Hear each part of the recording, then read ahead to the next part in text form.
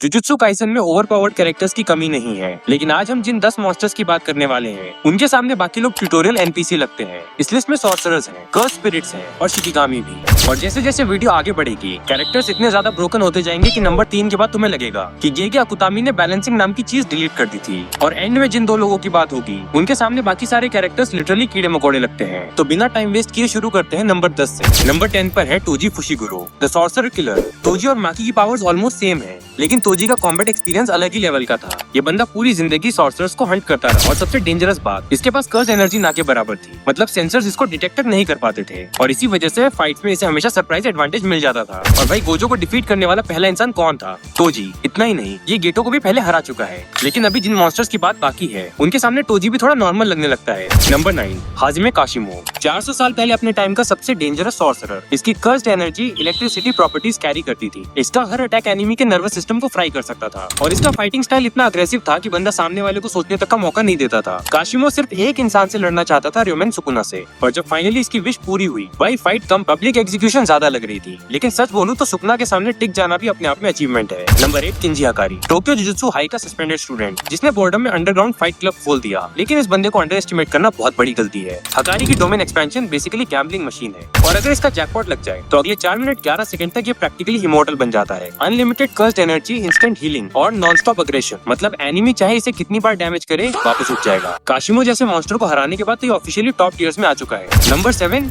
UK Tsukumo, special grade sorcerer और Aoi to-do की teacher. अब सुनो इसकी टेक्निक। ये अपने बॉडी मास को मैनिपुलेट कर सकती थी और इसका मतलब ये है कि इसके पंचेस लिटरली ट्रक से ज्यादा हैवी हो सकते थे। इसके साथ इसका शिकिगामी गरुड़ भी था जिसे ये कभी विप की तरह तो कभी फुटबॉल की तरह इस्तेमाल करती थी। लेकिन सबसे इंसेन मोमेंट तब आया जब यूकी ने खुद को ब्लैक होल में कन्वर्ट कर दिया। अगर उस ब्लैक होल को रोका न जाता तो पूरी अर्थ खत्म हो सकती थी। मतलब ये वुमन लिटरली वॉकिंग एपोकैलिप्स थी। नंबर 6, सुगुरु गेटो। एक टाइम पर गोजो का बेस्ट फ्रेंड, बाद में दुनिया के सबसे डेंजरस कर्स यूजर्स में से एक। इसकी टेक्निक थी कर्स्ड स्पिरिट मैनिपुलेशन। मतलब जितने ज्यादा कर्स्ड स्पिरिट्स उतना ज्यादा डेंजरस गेटो। और इसके कलेक्शन में हजारों कर्स्ड स्पिरिट्स थी। लेकिन इसका सबसे ब्रोकन अटैक था उजुमाकी, एक ऐसा अटैक जहाँ ये हजारों कर्स्ड स्पिरिट्स को कंबाइन करके मैसिव डिस्ट्रक्शन क्रिएट करता था। लेकिन आयरनी देखो, इतनी डेंजरस पावर्स होने के बावजूद ये यूटा से हार गया। और भाई यहीं से शुरू होता है असली monster zone. Number 5, Yuta Okkotsu. बस एक साल के अंदर ये स्पेशल ग्रेड बन गया और यही चीज प्रूव करती है कि यूटा कितना बड़ा प्रोडिजी है। इसके पास रिका है जिसे क्वीन ऑफ कर्सेस कहा जाता है और रिका की कर्स एनर्जी इतनी ज्यादा है कि कई स्पेशल ग्रेड्स भी उसके सामने कमजोर लगते हैं। लेकिन यूटा की सबसे डेंजरस एबिलिटी क्या है? कॉपी। मतलब ये दूसरे सोर्सेस की कर्स टेक्निक्स कॉपी करके खुद इस्तेमाल कर सकता है और यही चीज इसे इंसेनली अनप्रेडिक्टेबल बनाती है। ऊपर से reverse curse technique, domain expansion और इंसेन बैटल आईक्यू। भाई सच बताऊं, अगर गोजो और सुकुना एग्जिस्ट ना करते तो शायद यूटा ही स्ट्रॉन्गेस्ट कहलाता। नंबर 4, मोहोरागा। हाँ भाई, इस बार कोई सॉर्सरर नहीं, ये है 10 शैडोज टेक्निक का सबसे डेंजरस शिकिगामी। जेनिन क्लैन की हिस्ट्री में कोई भी इसे प्रॉपर्ली कंट्रोल नहीं कर पाया। क्यों? क्योंकि मोहोरागा एडॉप्टेशन मॉन्स्टर है। मतलब फाइट जितनी लंबी चलेगी ये उतना डेंजरस होता जाएगा। एनिमी की टेक्निक को समझना, अडॉप्ट करना और फिर काउंटर करना, यही इसकी सबसे ब्रोकन एबिलिटी है। यही रीजन था कि सुकुना खुद इसे हासिल करना चाहता था। जब मोहोरागा पहली बार पूरी ताकत से फाइट करता है तो ऐसा लगता है जैसे बॉस बैटल शुरू हो गई हो। लेकिन अब आते हैं उन 3 लोगों पर जो जुजुत्सु काइसन यूनिवर्स के लिटरली गॉड्स हैं। नंबर 3, केंजाकू। ये बंदा पिछले 1000 सालों से जिंदा है। कैसे? Body hopping. केंजाकू अपना ब्रेन दूसरे लोगों की बॉडी में ट्रांसप्लांट कर सकता है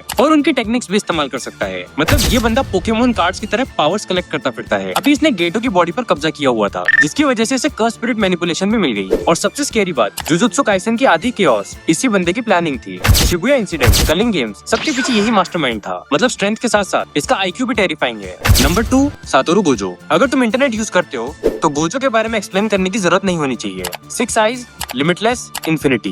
ये बंदा लिटरली अनटचेबल था। एनिमी चाहे कितना भी पावरफुल क्यों ना हो, गोजो के सामने पहुंचना ही इम्पॉसिबल था। और फिर आते हैं इसके अटैक्स, ब्लू, रेड, पर्पल। भाई पर्पल अटैक तो ऐसा लगता है जैसे रियलिटी डिलीट हो रही हो। गोजो इतना ओवरपावर्ड था कि पूरी जुजुत्सु सोसाइटी उसकी वजह से बैलेंस में थी। लेकिन फिर आया वो मॉन्स्टर जिसने गोजो को भी खत्म कर दिया।